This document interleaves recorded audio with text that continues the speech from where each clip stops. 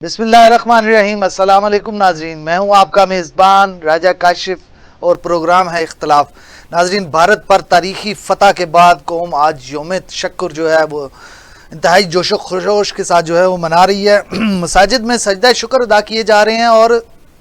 شہداء کو جو ہے خراج عقیدت پورے ملک میں پیش کی جا رہی ہے۔ لیکن کیا یہ صرف ایک عسکری کامیابی ہے یا اس کے اثرات جو ہے سفارتکاری، معیشت اور قومی وحدت تک پھیلیں گے؟ یہ بھی ایک بڑا سوال ہے۔ اور اس کے علاوہ کیا یہ فتح ایک نئے دور کا آغاز ہے یا صرف ایک وقتی طور پر جشن منانے کی جو ہے وہ خوشی منائی جا رہی ہے، جشن منایا جا رہا ہے؟ دوسری جانب اگر ہم سیاسی افق پر بات کریں تو وہاں پر ایک اور مارکا جاری ہے۔ حکومت اور تحریک انصاف کے درمیان خاموش رابطے، مذاکرات کی افواہیں گردش کر رہی ہیں اور پارٹی کے اندرونی جو پی ٹی آئی کے اختلافات ہیں اس پر بھی باتیں ہو رہی ہیں۔ یہ سب عوام کے ذہنوں میں سوالات پیدا کر رہے ہیں۔ کیا جو ہے بانی پی ٹی آئی کے بغیر تحریک انصاف کوئی نیا راستہ تلاش کر رہی ہے؟ کیا قومی مفاہمت کا کوئی سنجیدہ موقع جو ہے وہ جنم لے رہا ہے؟ اس کے علاوہ ان تمام سوالات کا ہم احاطہ کریں گے آج کے اس پروگرام میں، جہاں فتح کے بعد کی صورتحال، عوامی جذبات، سیاسی حقیقتیں اور معیشت کی سمت سب پر بات ہوگی۔ اور بات کرنے کے لیے ہمارے ساتھ اسٹوڈیو میں اس وقت جو ہمارے معزز مہمان موجود ہیں، سینئر صحافی ہیں، سینئر تجزیہ کار ہیں جناب ضمیر علی ڈھتو صاحب، اور ہمارے سینئر صحافی، سینئر پارلیمانی رپورٹر ہیں ہمارے دوست جناب شہزاد حسن مرزا صاحب ہمارے ساتھ موجود ہوں گے۔ ڈھتو صاحب، آپ سے پروگرام کا آغاز کروں گا سوالات کا۔ جو آج یوم تشکر منایا جا رہا ہے، تو فتح کے بعد کا جو منظرنامہ ہم دیکھ رہے ہیں کہ آج پوری قوم جو ہے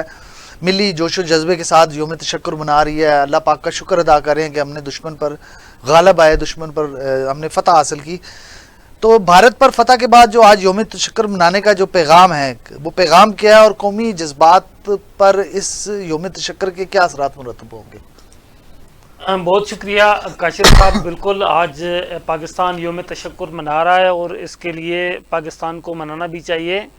اور یقینی طور پہ پاکستانی عوام، افواج پاکستان، حکومت، تمام شعبہ زندگی سے جو لوگ وابستہ ہیں وہ آج بہت خوش ہیں۔ ہمارا سر فخر سے بلند ہوا ہے، اور اس میں ہماری افواج پاکستان اور تمام قوم کے ساتھ ساتھ اللہ پاک کی بڑی مہربانی ہے، اور یہ اللہ کی مہربانی سے ہی پاکستان کو فتح نصیب ہوئی ہے۔ تو جب بھی اس طرح کا کوئی موقع ہوتا ہے تو یقینی طور پہ وہ آپ کے حوصلے بلند کر دیتا ہے۔ عوام کے اندر جو چھوٹی موٹی نفرتیں ہوتی ہیں، چھوٹے موٹے جو اختلافات ہوتے ہیں، لوگ ان کو بھلا دیتے ہیں اور اس کے بعد پھر آگے بڑھنے کے لیے تیاری کرتے ہیں۔ تو یہ ایک ایسا ٹرننگ پوائنٹ ہے جہاں سے آگے لے جانے کے لیے اگر ہماری قومی قیادت سنجیدگی کے ساتھ غور و فکر کرے اور اس پر عمل درآمد کرے تو دو چار چیزیں ہو سکتی ہیں۔ نمبر 1 تو اس وقت یہ چیزیں دیکھنے کی ضرورت ہے کہ یہ جو موقع آیا تھا اس کے پیچھے کیا عناصر تھے، کیا وجوہات تھیں، آخر ایسا کیوں تھا کہ بھارت نے ایک بڑا آسان ٹارگٹ سمجھ لیا تھا پاکستان کو، جس کے بعد بھارت کو منہ کی کھانی پڑی تھی، اور اس کے ساتھ ساتھ ہمیں اپنے اندر بھی جھانکنا پڑے گا۔ یقینی طور پہ دیکھیں، وہ لوگ کبھی بھی ترقی نہیں کرتے جو اپنی کمزوریوں سے غافل ہوتے یا پھر اپنی کمزوریوں کو تسلیم نہیں کرتے۔ صحیح۔ آپ جب اپنی غلطیاں تسلیم کرتے ہیں تو پھر اس کے بعد پھر آپ ان تمام غلطیوں کو حل کرنے کے حوالے سے اس کے لیے غور و فکر کرتے ہیں۔ تو سب سے پہلے تو آج کا میرا خیال ہے کہ آج کا یہ جو ایک قومی دن ہے، اس کو تو میں قومی عید کے ساتھ تشبیہ دیتا ہوں۔ آج کے دن ہماری جو حکومت ہے، اپوزیشن اور تمام مکتبہ فکر کے جو لوگ ہیں وہ اس کے حوالے سے اس پہ غور و فکر کریں کہ پاکستان کا جو آنے والا مستقبل ہے اس کو اگر ہم نے تابناک بنانا ہے تو وہ کیسے بنانا ہوگا۔ دیکھیں، جس طرح ابھی ہم بات کرتے ہیں، ہمارا بہت ہی عزیز دوست چائنا ہے، تو چائنا نے 90 کی دہائی سے ترقی کرنا شروع کی تھی اور آج وہ کہاں کھڑا ہوا ہے۔ تو اس میں کوئی مشکل نہیں ہے، یہ اچھے برے وقت قوموں پر آتے رہتے ہیں، مشکل حالات جو ہے وہ مضبوط قوموں کو جنم دیتے ہیں، اور ایک بہت اچھے حالات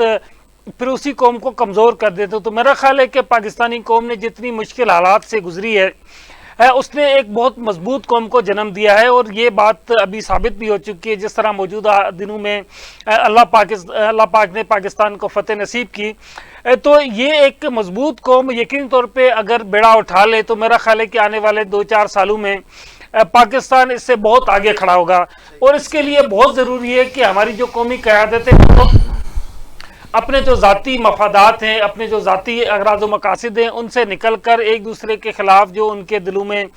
تھوڑی بہت رنجشیں ہیں، جو تھوڑے بہت اختلافات ہیں، ان کو سائٹ پر رکھ کر آگے بڑھنے کے لیے سوچیں، کوئی پلان بنائیں.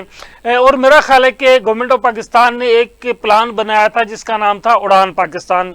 اب اڑان پاکستان کو اگر گورنمنٹ اس کو ایک پولیٹیکل اسٹنٹ کے طور پہ استعمال کرنے کے بجائے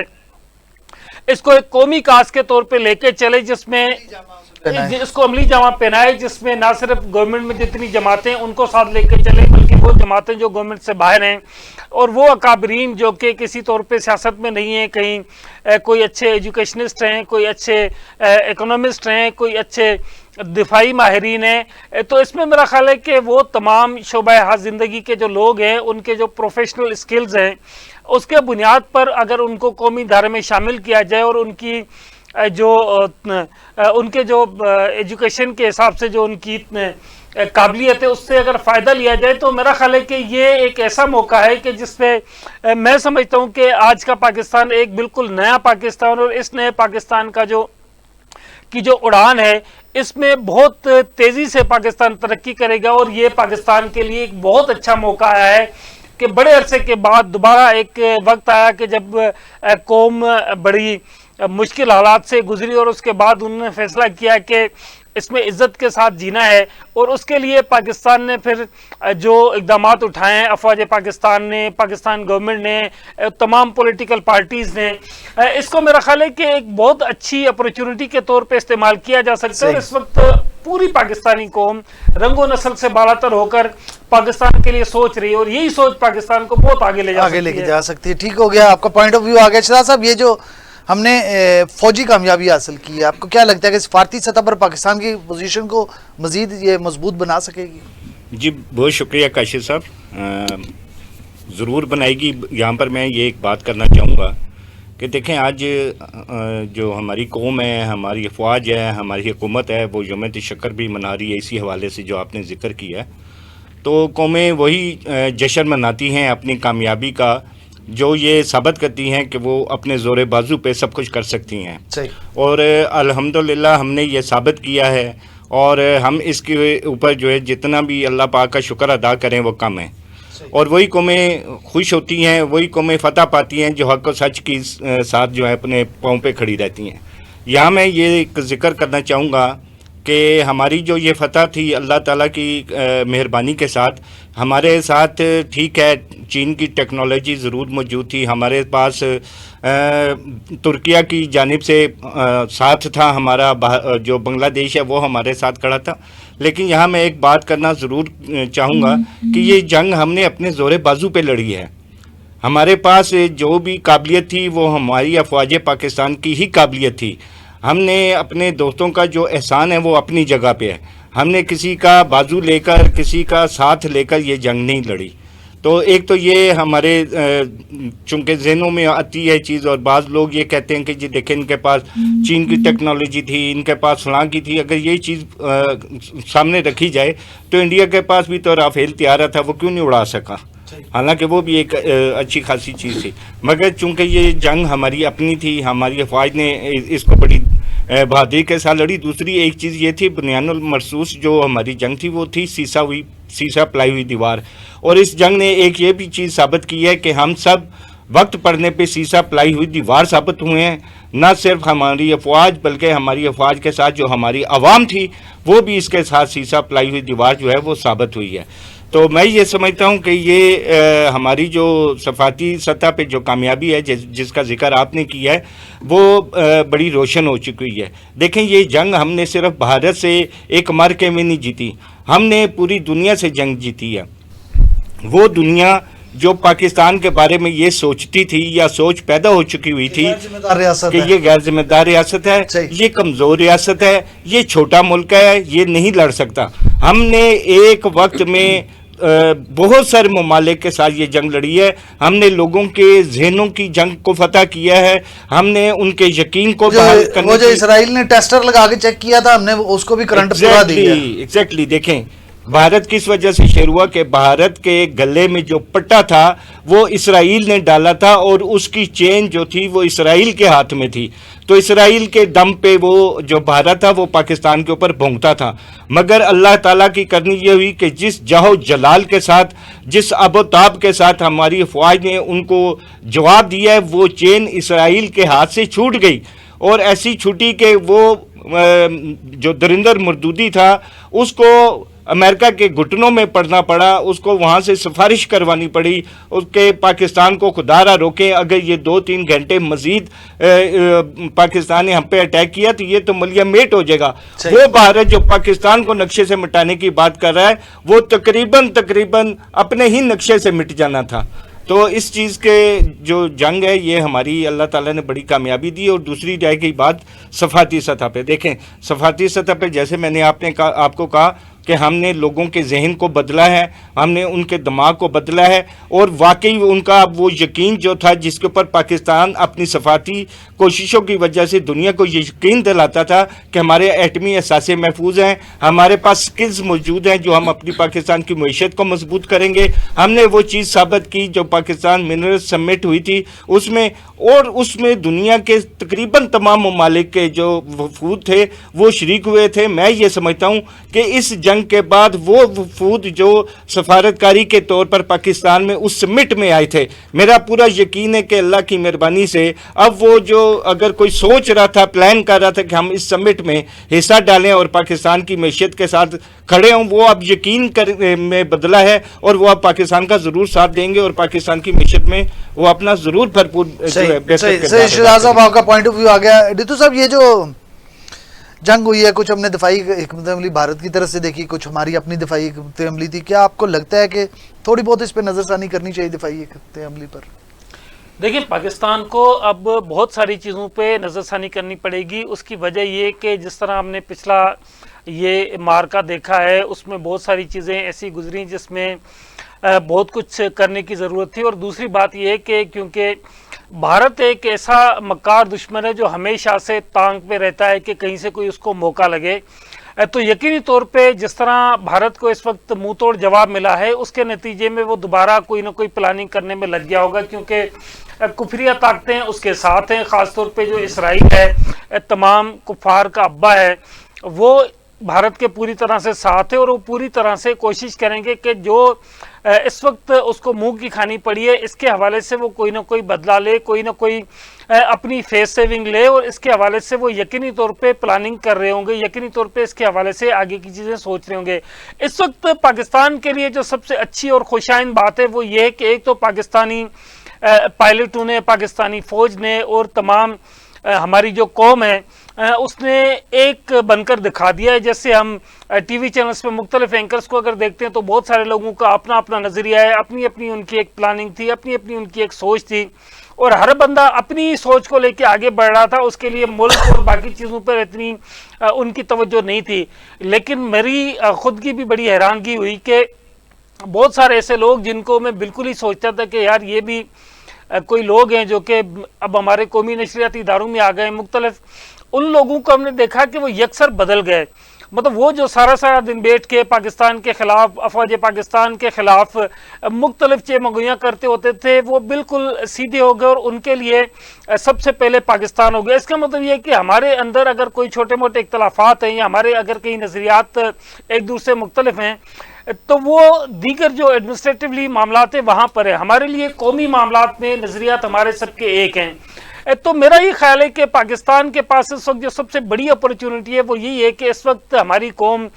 तमाम इख्तलाफात बुलाकर दोबारा एक हो चुकी है और उसके साथ साथ पाकिस्तान की जो टेक्नोलॉजी है, पाकिस्तान ने जो इस वक्त महारत हासिल की है, उसके लिए दुनिया भर से पाकिस्तान के साथ इस वक्त राब्ते हो रहे हैं। जैसे अगर हम बात करते हैं अमेरिका की, अमेरिका, चीन, रशिया और इसके अलावा जो पाकिस्तान के करीब की दीगर रियासतें हैं, बांग्लादेश, तो मेरा ख्याल है कि सबसे पहले पाकिस्तान ने ही एक इनिशिएटिव लिया था और OIC बनाई थी। तो उस हिसाब से जब जिस तरह उस वक्त के वज़ीर आज़म जुल्फ़िकार अली भुट्टो ने एक OIC बनाई थी, तो मेरा ख्याल है कि दोबारा से पाकिस्तान को चाहिए कि पाकिस्तान दोबारा इसकी लीड ले और इस तमाम जो मामलात हैं उसको लेते हुए एशियाई ममालिक और मुस्लिम ममालिक जो है उनकी दोबारा कोई समिट बुलवाए और उसके हवाले से इस सारी चीज़ों पर डिस्कस किया जाए कि आखिर क्या वजह है कि मुसलमान ममालिक इस तरह से जो कुफार हैं उनके नरगे में रहते हैं। कुफार जब चाहें उनके खिलाफ कोई ना कोई साजिशें करते रहते हैं। देखिए, आपको पता है कि ये एक आम सी रवायत है। अगर हम लोकल चीज़ों को भी देखते हैं तो हर बंदा ये कहता है कि खित्ते का जो बदमाश होता है या खित्ते का जो चौधरी होता है उससे खामखा कोई बंदा नहीं उलझता, लेकिन खित्ते का जो गरीब आदमी होता है उसके साथ खामखा बंदा उलझता रहता है। तो पाकिस्तान को इस वक्त बिल्कुल एक हकीकत पसंद मुल्क बनते हुए अपने जो मामलात हैं उसको जितनी तेज़ी से आगे ले जा सकता है उतना आगे ले जाना चाहिए। पाकिस्तान को तमाम जो मुस्लिम ममालिक हैं, ख़ासतौर पर सऊदी अरब, तुर्की, ईरान, दुबई और दीगर जैसे कतर और दीगर ममालिक हैं, उन पर मुश्तमिल दोबारा कोई समिट बुलानी चाहिए। और उसके साथ साथ जो यूरोपियन ममालिक हैं, क्योंकि मैं बजाते खुद इस चीज़ को समझता हूँ कि हमें अपने लिए दुश्मन पैदा नहीं करने, हमें अपने लिए दोस्त पैदा करने। और ये अगर आप देखें तो मौजूदा दिनों में भी जिस तरह गवर्नमेंट ऑफ पाकिस्तान ने किया था, जिस पर हमें खुद थोड़ा सा वो एक एम्बेरसमेंट भी हो रही थी कि पाकिस्तान क्यों खामखा सारी दुनिया के पास जा रहा है, लेकिन ये बिल्कुल सही हिकमत अमली थी कि पाकिस्तान अपना केस लेकर पूरी दुनिया के पास किया, पूरी दुनिया को उन्होंने ब्रीफ किया, पूरी दुनिया को बताया कि भारत बदमाशी करने की कोशिश कर रहा है, हम उसकी बदमाशी चलने नहीं देंगे, लेकिन हकायक जो है वो दुनिया के सामने रखे। यही वजह है कि भारत का ना सिर्फ भारत ने जंगी मामलात में हमसे शिकस्त खाई, बल्कि उसने बयानिए के मामले में हमसे शिकस्त खाई, उसने जो फॉरेन अफेयर्स के मामलात थे वहाँ पे भी हमसे शिकस्त खाई। क्योंकि पिछली बार जिस कश्मीर के हवाले से जो इंडिया ने किया था तो उस वक्त शायद हम उस तरह से इतना इफेक्टिवली रोल प्ले नहीं कर पाए थे जितना कि इस बार इफेक्टिवली रोल प्ले किया। इस दफा खुद भारत ने भी हमें मौका दिया कि हम अपना इफेक्टिवली रोल प्ले करें। शहजाद साहब, ये जो मार्का हक है, हमने मार्का हक के बाद जो मुल्की मईशत को संभालने के लिए हुकूमत को अब किन फौरी इकदाम की ज़रूरत है? काशिफ साहब, फौरी तौर पे तो जो इकदामात हैं वो तो वाकई अहमियत के हामिल है। उसमें जैसे हमारा बजट भी आ रहा है जी, बजट भी आ रहा है, मेरी आपकी शर्त भी आ रही है करीब। वो देखें ना, काफी सारी चीजें तो हल हो चुकी हैं। अभी मेरे ख्याल में एक आधा टैक्स का ही मामला रह गया। नहीं, मैं बताऊंगा, तो आप देखें आप बजट आने थे, मेरी आपकी अच्छा चलें, कमिटमेंट है, इंशाल्लाह ऑन रिकॉर्ड है। देखें, अल्लाह ताला करम करेगा जी इंशाल्लाह। तो बाकी जहाँ तक आपने मईशत की बात की है, बिल्कुल अब हमारी जो इस वक्त अस्करी क़यादत है या हमारी वफाकी या सूबाई हुकूमतें हैं, मेरा ख्याल है उनको भी मिलकर बैठना होगा। और जो प्लान उन्होंने आवाम को इस वक्त तक बताए हैं, जिनमें सबसे बड़ा जो उनका प्रोजेक्ट था वो है उड़ान पाकिस्तान का, तो मेरा ख्याल है उसमें, क्योंकि उस एक प्रोजेक्ट के अंदर काफ़ी सारे प्रोजेक्ट हैं जिसमें बेरोज़गारी है, कारोबार है, सनतें लगाने हैं और काफ़ी सारी चीज़ें हैं, जिससे उन्होंने विजन दिया था कि इससे हम दुनिया में अपनी मैशियत को आगे लेके जाएंगे। तो मेरा ख्याल है कि इस के ऊपर इनको फौरी तौर पर इक़दाम करने की ज़रूरत है और जितने भी बड़े स्टेक होल्डर्स हैं उनको साथ में लाना होगा। और गुज़श्ता दिन भी पाकिस्तान ने डोनाल्ड ट्रंप से ये बात की थी कि हमें जो है ज़ीरो टैरिफ पर लाया जाए ताकि हम अपनी जो बरामदात हैं उसको हम बढ़ा सकें और जो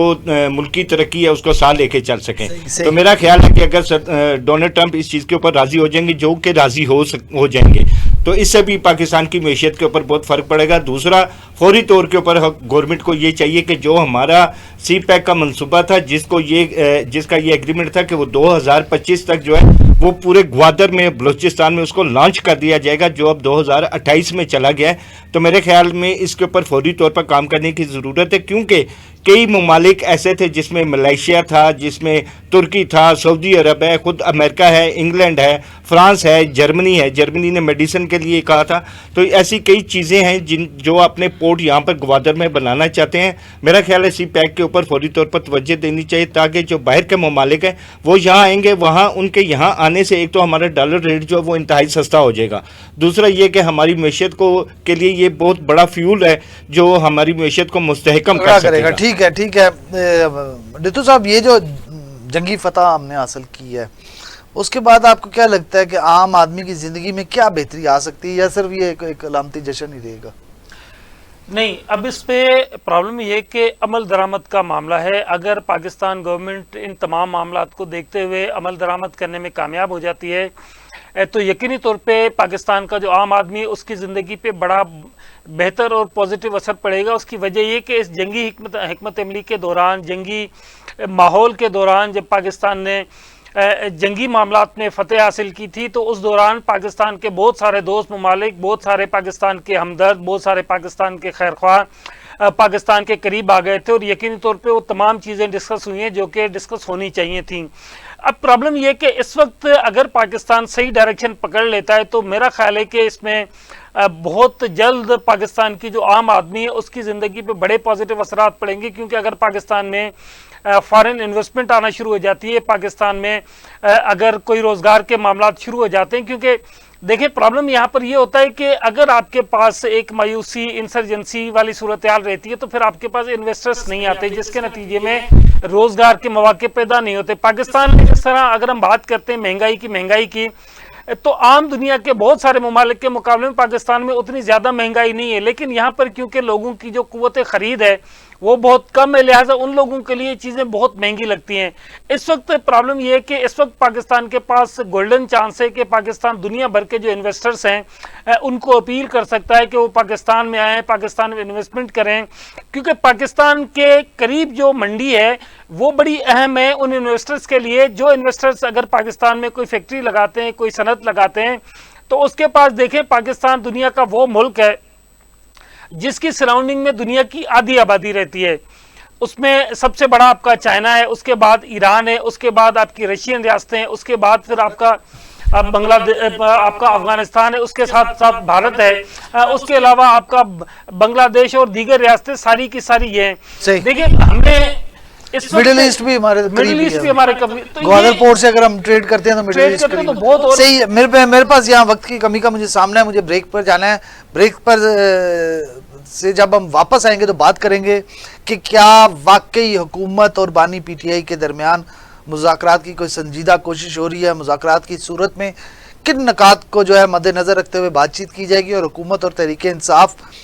کے درمیان جو بد اعتمادی کی فضا ہے اس کو کیسے ختم کیا جا سکتا ہے. ان تمام موضوعات پر ہم بات کریں گے لیکن ایک شارٹ بریک کے بعد.